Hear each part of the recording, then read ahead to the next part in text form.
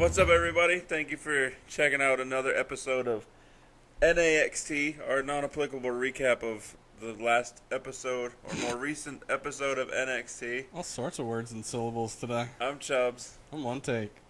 Check us out on social medias. On our shares. It'll on the screen. It'll on the screen? It'll be on the screen. The screen, son.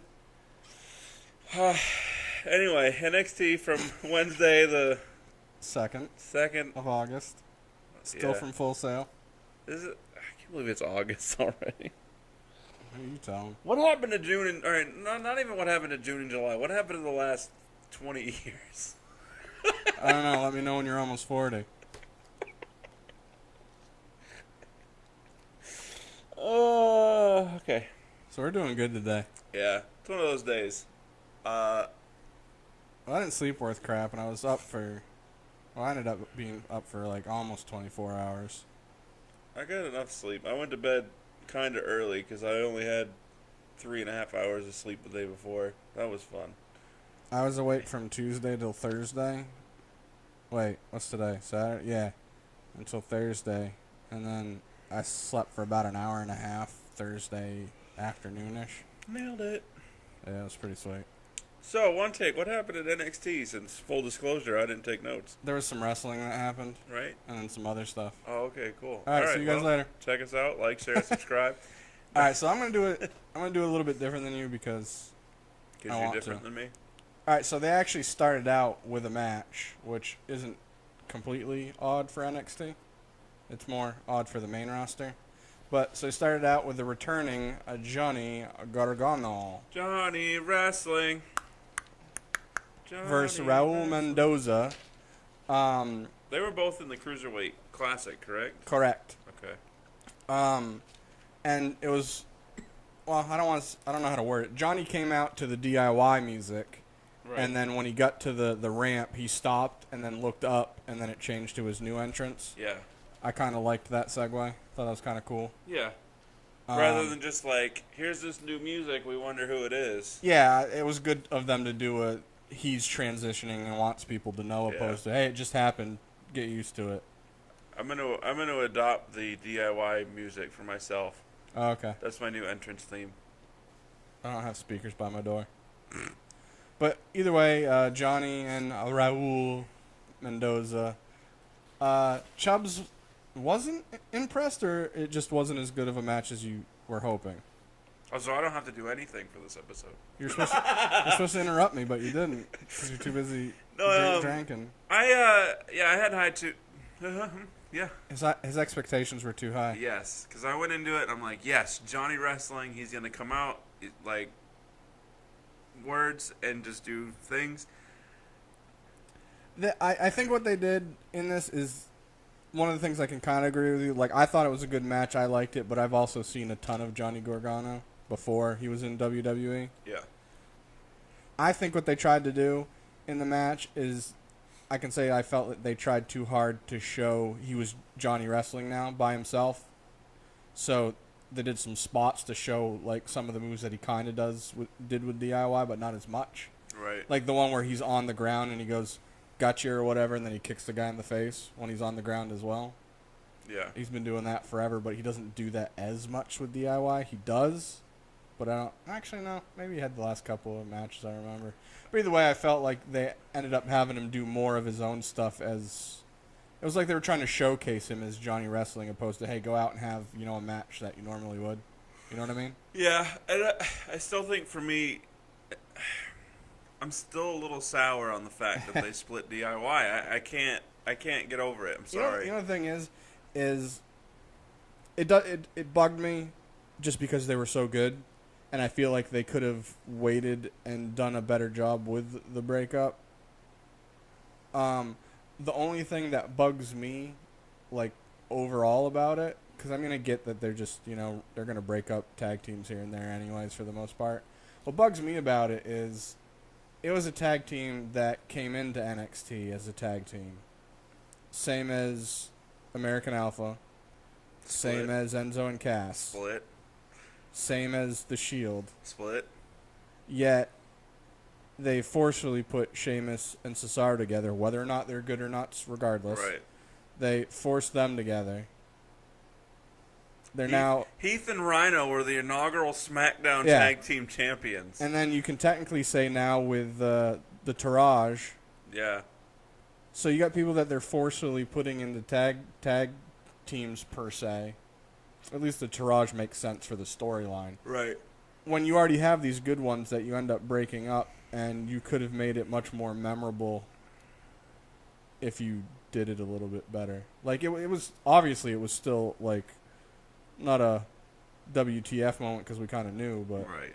I don't remember where I was going with that. You know what? No, so, and, sorry. You're supposed to interrupt me, but I remembered. It's okay. With them putting Seth and Dean back together. Yeah. If they weren't the Shield before, I'd be completely pissed about it. But since they were the Shield, it at least makes sense. And it adds some remotely new, intriguing story. So I'm okay with it. But still, Yeah. you have all these other tag teams that you've broken apart that were tag teams. And now you're trying to put stuff back together because you're like, we need more tag teams. And give them a title shot right off the bat. Yeah, with very little build. Right. Yeah. I think, you know what, another issue I'm having with Gargano, it's Uh-huh. not even with Gargano, it's just, when I knew they were going to split up, Right. I was like, okay, I can kind of get behind it if I get to see them fight each other. Yeah, because now it's it's going to be amazing. Well, you saw that Ciampa has already been fitted for his knee brace, and he's supposed to be able to be doing some stuff. Yeah, but it's still going to be a while till he's back. It's been though. way too long. I'm not into it anymore. They probably won't be until their takeover until WrestleMania, I bet. Might be one of the other ones. Might be Survivor Series or Royal Rumble. Yeah, they'll do a takeover Philadelphia for the Royal Rumble. Well, Philadelphia. I don't know. Yeah, they do a takeover for all the big, And then main. occasionally some of the not ones, because they did one for Chicago, which was before Backlash, which was Right. just SmackDown. Right. I don't know. All right. So, anyways, moving on since we've already digressed almost 10 minutes on that. Moving on. I just added this in because I don't get why they're doing it. Again, they had the Finn Balor 24 advertisement. Yeah, did nobody watch it the first time? You know, the thing is, it kind of pisses me off because I'm not a spiteful person, Yeah. mostly, but I will do or not do things out of spite. Yeah. Like, I like Roman Reigns.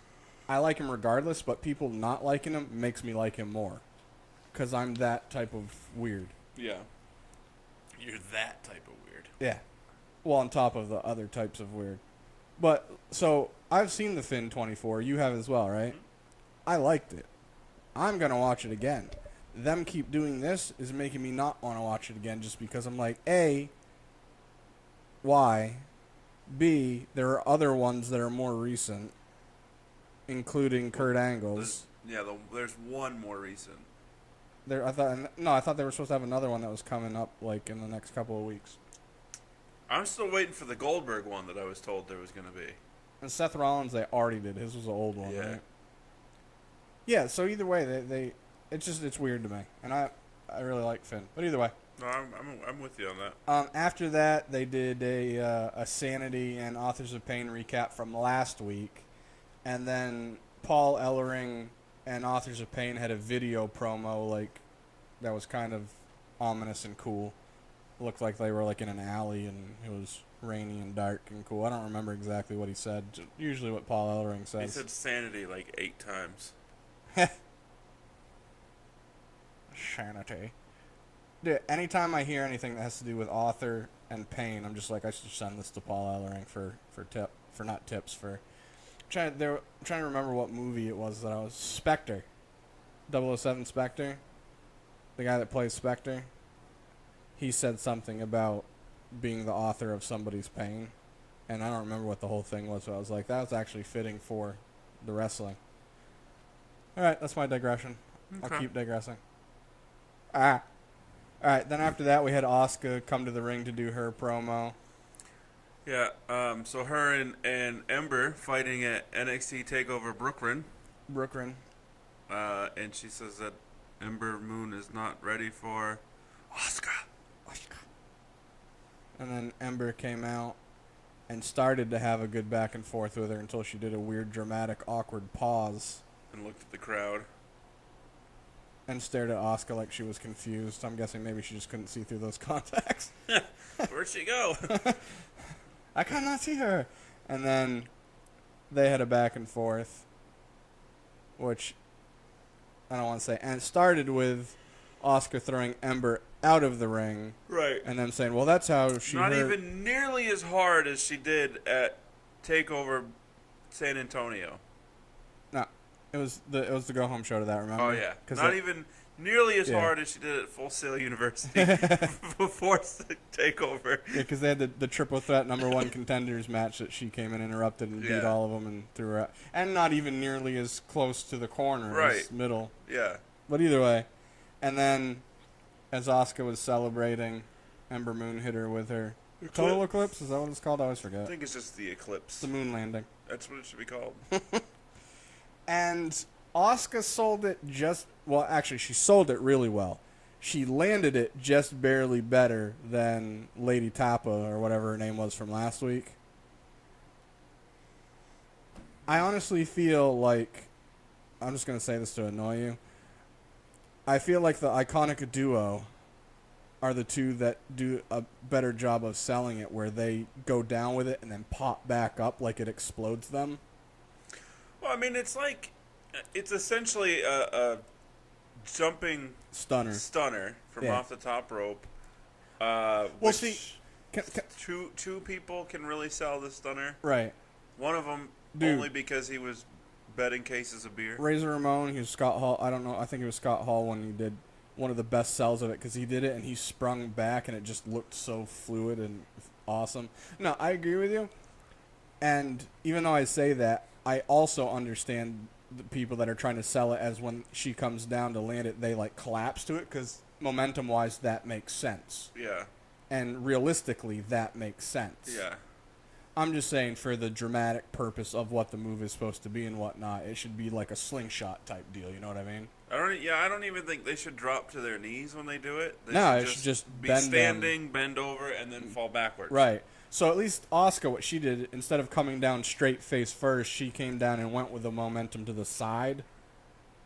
So it at least looked better than, like, wasn't it her last name Tapa? Something like that. I could look back, but who cares? And then, obviously, Ember stood strong, so she's not winning. Is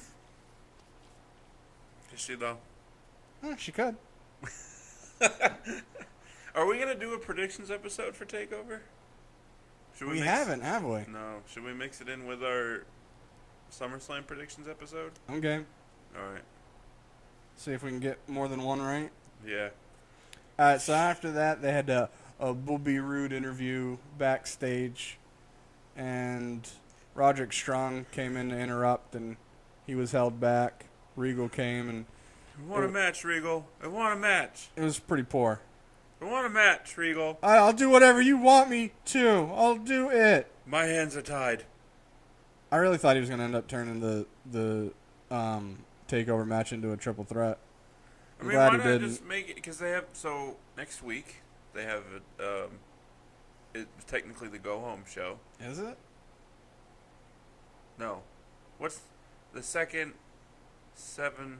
It's the 13th is the SummerSlam, right? No. SummerSlam's the 20th. Oh, word? Yeah, so it'd be the 19th. So next Wednesday would be the 9th. So there's still 2 more episodes of NXT before SummerSlam. You couldn't have Drew McIntyre versus Roderick Strong? But technically that wouldn't be fair, since Drew already got the number one contendership. I mean, not have it be for the number one contender, but if Roddy wins, then it's a triple threat at SummerSlam. Ah, yeah. Part of me is like, I'd kind of like to see that, but part of me is like, they're already doing a whole bunch of those types of matches in SummerSlam. Yeah. Not necessarily TakeOver, because I don't know the card yet, but... Yeah. I hope they have a UK title match. They're keeping you up? Yeah. Sorry. I hope they have a UK title match at SummerSlam. I mean, at TakeOver. They may. I don't know, for example, but did you see that they allowed... why am I forgetting his name? Tyler Bate. Nope. Trent Seven. Nope. Pete Dunne. Yep. Why didn't I start with Pete Dunne? I was wondering. He's the champ. I actually remembered his name before you started talking, but I was like, let's see where he's going with this. I named the whole European, the UK Wolfgang? division. Danny Burch. They allowed him to, wow, I'm retarded. Defend? Yes, they allowed him to defend the title in a non-WWE program. Thought that was kind of cool. I mean, he's going to win, obviously. He did already. Yeah. Yeah. But, I mean, even going into the... Anytime that they're like, yeah, we'll let them defend this title. Oh, yeah, they're not going to lose it to somebody that's not under contract. Right. Duh. But it's still cool that they allowed it. That'd be a cool way, though, of... Expanding? Of... revealing that somebody was signed. Without? Yeah, where they win the title off of somebody, and then it's like, oh, okay, well, since they won the title, we signed them to a contract. Yeah, that'd be kind of cool. Like, don't even let people just hype it up. Like, use this one for example, hype it up where Pete Dunne, you're just hyping him up as he's defending it, not on WWE. Nobody pays attention to who it's against, and then who it's against wins. Right. Like, oh, he won. I guess we should sign him. Adam Cole. Baby! Alright, so where are we at with that? Oh, yeah. Then after that, we had another Street Profits video promo package, and they're supposed to be actually on NXT next week. Is it just me, or does one of them look like Darren Young? A darker one. I'll have to look at the thinner. Because, I mean, based on the picture that I saw of him recently, he all buffed out and yeah, gender plan. Facially, he looked maybe a little bit. I don't see it, but I also wasn't trying to. You know what I mean? So I was just like, oh, it's Street Profits, and then I wasn't paying attention because I knew what it was. Yeah. Then after that, we had our second match of the event, or whatever you want to call it, which was Sonya Deville versus Jenna Von Bemel. Thick Charlotte. Which I actually didn't see that, and I didn't hear the fan chant that until I saw a thing on Twitter that had a side-by-side picture. I was like, oh, I can see that now. Yeah, I heard a fan yell out, let's go Thick Charlotte! I was rooting for her for different reasons. But I didn't like that match. No, I didn't either. It was short. It was Right, and then you're just going to just tap her out with a terrible-looking armbar? When you're an MMA person, yeah, you'd think they'd be able to find a happy medium of, obviously we don't want it to be real because we don't want to break an arm, right? But in the same, I mean, at least have Thick Charlotte stand up with her while she's holding her into the armbar. Something to add a little bit of drama. Yeah, I agree. Yeah, it was. I think what they were trying to do is they were trying to sell more of how Sonya could go up against a bigger opponent and win, opposed to actually having a match with a bigger opponent and win. You know what I mean? Whoop-de-doo, Basil. That's my thought on that. Yeah. I agree with you. I think that's exactly what's happening, and it's just, who cares? I mean, there was only 3 matches. You're telling me they couldn't have found a way to either cut or shorten some other stuff to give them 5 more minutes? Yeah. I agree. After that, we had a Hideo interview where he was basically saying, people need to respect me, and I'm sick of the way people are treating me. I don't speak Japanese. Huh? I don't speak Japanese. And then, as Chubbs just said, he was talking in Japanese, and then you hear kind of it was a robot, interview bot, said, oh, we have to go to the ring right now. Like she was talking like somebody said in her ear, they need to go to the ring. And Hideo was like, say what? I just said respect me. You ain't respecting me. Right. You throw some respect on my name. So he grabbed her mic and went to the ring. I don't know why he grabbed her mic. They got mics down there, bro. Yeah. Got in the ring with the ref yelling at him, Hideo, you gotta get out of here. We got a match. No, I kind of know, bro. And Hideo basically just yelled at the fans of, I fight, you no respect. You jerks. Me kick Heine. Nobody beat me. Me man. Yeah. Cut to Aleister Black's music. He comes out. They kind of stare at each other. Hideo pretends that he's going to walk away, which he knew he wasn't going to. And then he turned to come back, and he got black masked. I rewatched that moment 4 times I did. at least to see if he connected. Yes, and I still couldn't tell. Yeah, I couldn't either. I think he was way off. There was one time I watched it where I don't think he did. Yeah. Like it looked like you said, it looked like he was off, but he does it so quick, and the other person, like I think he gets just low enough where it looks like. I mean, because there's plenty of times he does he hits him in the neck. Yeah, I think he went right by his face. Yeah. And because there's the ones where he does connect, you can tell. Oh, you can tell for sure. And given that this is sent out pre-recorded and sent through a barrage of editing and post-production stuff, right? I feel like they picked the camera angle that was least likely to give it away. Wasn't that just their hard camera angle anyways? Yeah, and then they cut like right away from it and went to something else, like a different camera angle. Yeah, they cut to Hideo laying, didn't they? Yeah. So I think he missed, but either I'm way, pretty sure he did either. But it still always looks good. It's the thought that counts, right? Sure is. And then they went to commercial, and they came back, and Hideo was still in the match, rumbling, "I want respect. No, I'm just lying." I was like, did I miss something? They came back from commercial, and they did a Cien Almas announcement. Oh, no, they did an announcement saying Cien Almas is going to go against Noe Jose next week. Damn. Which I'm Okay. still... It'll probably be a decent match, but I'm still just confused with all of... Jose loses. Thea's definitely. going to get involved. Huh? Thea, or whatever her name Oh, yeah. is.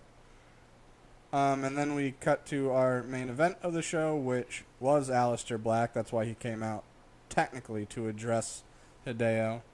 Versus the debuting ex-Ring of Honor champion, which Bobby Fish was as well. Kyle O'Reilly. Kyle O'Reilly. The Canadian O'Reilly. He's not Irish. Chubbs and I differ on opinions on the match. I didn't dislike it overall. But did you think it was better than the Gargano-Mendez match? No. Okay, yeah, we differ very much. I felt like the Gargano-Mendoza match had a lot more pace to it. That sounds like an epic trial.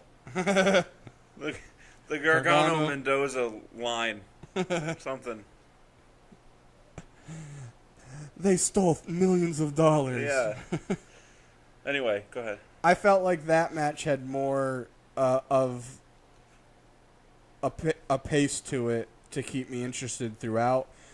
I know what they do with the Aleister Black matches is they all start out slow, and then they build up, and then the last minute to 2 minutes is a flurry of both of them going back and forth, where it turns into Aleister hitting the Black Mask, getting the win.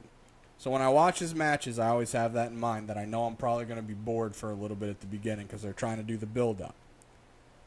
This whole match was boring to me until the last 30 seconds to a minute where they did have their back and forth. Other than that, it was just like one rest hold to another rest hold to another rest hold.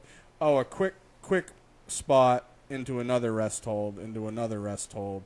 It's like they were trying to sell too much that they both have a fighting background and were trying to make it into a grappling MMA match of one of them was trying to get the edge over on the other person. Which, if it wasn't an MMA fight, I would have maybe had a different thought process on my opinion towards it. But overall, I was just like, the Bobby Fish and Aleister match was I don't even know what number to give it. It was wholesale better, full sale better in my opinion. Okay. With that being said, it didn't deter me from wanting to see more Kyle O'Reilly. I mean, I've seen not a lot, but I've seen a little bit of him anyways. But I just feel like they could have done a little bit better. I mean, I don't know what I necessarily would have done. Maybe throw in some more actual wrestling. Right. But that's all I had for the thoughts on it. Okay. I don't have much to add other than that I feel differently. Explain. You can do that. No, I mean there's not much to explain. I wasn't bored by it. I mean, I'm trying to go through the match in my head again right now, and I mean the spots that they had I did like, and I'll always like this one, even though I think the last two times I've seen it they've kind of messed it up a little bit. The one where Alistair springboards off the middle rope and springboards onto them. I don't know who's messing it up. This is the slowest flip I've ever seen out of a human being. But in my fluid. Life. Yeah. Yeah, it's weird. It's just. Yeah. And just like nobody can see what I'm doing, but I'm imitating it in this chair, and it's just. It's like a trust fall flip. It's so slow. I'm like, is he gonna? Does he have the momentum to actually get all the way over, or is he gonna land on his head? I think it's because he's kind of lanky, so it probably adds to the look. But no, like I like that move, but I feel like the last 2 times I've seen it, I don't want to say it was botched because it wasn't, but I just felt like maybe the person he was going towards was in the wrong place where it landed weird. Like they're trying to obviously he's doing a flip, so you don't want to literally get kneed or kicked in the face, so you don't want to be straight on. Right. You kind of want to be to the side. And there's a way to be straight on and just move your head to the side because you want to catch full yeah, body you want fall to down. Yeah, you want to support and help them land. Yeah. You don't want to be Nia Jax and just drop them on their head. Yeah, you take their leg to your shoulder. But yeah, I generally like the look of that move. I like it just as much as when he's going to go jump out of the ring and they get out of the way and he springboards back into his meditation sit. Yeah. But no, I probably would have to go back and watch it again. I mean, I haven't been in an overly great mood this week anyways, which probably didn't help. But like the Gargano and Mendoza match, like I said, it was paced more and it, to me, showcased. I don't want to say showcase more because I got what they were trying to do with the Alistair O'Reilly match. It just didn't do it for me. If I want to watch UFC, I'll go do that. That's a weird name, Alistair O'Reilly. That's my story. Yeah, no, I got nothing to add. Next week's episode's gonna be not good. Not our episode. Our episodes are always way to sell us. Are always. Not next episode's gonna suck. No, the next NXT episode, I'm not really looking forward to it. Well, I don't know if you saw it or not, but that's TakeOver. Never mind. Aleister Black and Hideo are having a match at TakeOver. Okay. So that's the couple weeks. So they'll probably have some interactions or something. Does Hideo lose and then jump to main roster? Unless they're already kind of ready to put Aleister up, even though I don't want them to. If he goes to SmackDown. I feel like if they use him, he can fit into any feud. Yeah. But I just worry that he'll go up and it'll end up being Ty Dillinger all over, where he's in house shows getting all the love, but we don't see him on TV, and when we do, it's... Going to Raw, the Universal title picture is too heavy. Yeah, it's too jam-packed for a while. The Intercontinental title picture... He's going to go to Jason Jordan and stay there for a while. A little bit at least, yeah. Or, and he's going to be in a feud with Miz for at least a little while because Miz is going to get his rematch, which will take place at the next Raw pay-per-view. I almost feel like SmackDown kind of does a better job of having people lose matches and still look good. I.e., Chad. Yeah. Gable, not too bad. I mean, I'd like to see... I wouldn't mind seeing Aleister Black go to SmackDown. Challenge for the U.S. title. Like, that could be... His debut could come on the open challenge. But you don't want to... because he hasn't lost a match. Right. In NXT yet. I mean, let somebody interfere. And then set up that feud with Aleister Black. I'm not against that, but... I just... The only thing that I worry about is... What's Aleister Black's gimmick? USA. How far is that going to go? It doesn't bother me, and I like kind of the ominous darkness to it, you don't really know. But how far can they go with that? He's the dark side Matt Sydal. Whose gimmick is just terrible. Can't stand it. And it sucks because he's really good in the ring, and it just... Took the best RKO ever. One of them. Second. I'm going with second because the Seth Rollins one is still... Seth Rollins one was good, but, I mean, this one came off of a backflip. I'm going to have to see it again because I haven't seen it in a while. He went for his airborne top rope maneuver when he was Jason... Bourne? What was his name? Wasn't he Matt Bourne? No. Why can't Evan Bourne? Evan Bourne. I knew it was Bourne. Something Bourne. He went for his airborne, and Randy came up and just caught him flush. Because I haven't seen it in a long time, and it was just like a quick gif that kind of cut it weird. I think even Randy says that was his favorite RKO. Yeah. I just look at the Seth Rollins one and the effort and the that timing, one was incredible. And not saying that the Bourne one is just. I'll have to see it again to compare, but maybe 1A, 1 and 1A. Yeah, 1 and 1A. Yeah, Aleister Black's. I can't see him holding a title, so I guess it really wouldn't matter where he went. If he went to Raw, as long as they didn't put him in the... He could be the winning version of Kurt Hawkins. He's already beat him twice. Yeah. I don't know. I guess we'll see what happens. No, my whole thought was like, I mean, and he hasn't done any verbal promos. The only verbal talking he's done has been in video packages, like when he was getting ready to debut. Right. And I still find it weird that he doesn't like have too much of an accent. It kind of bugs me. It's very weird. Yeah. He should totally totes have an accent. Yeah. All right, so that's our story. Yeah, like, share, subscribe, all that stuff. What's the word? I don't know. Look on your screen. Yes, that's it. Social media stuff's on the screen. Check out other stuff. We got it together today. Our other stuff. What happens when we take time off? Yeah. Deuces. Triples. I don't know. Something.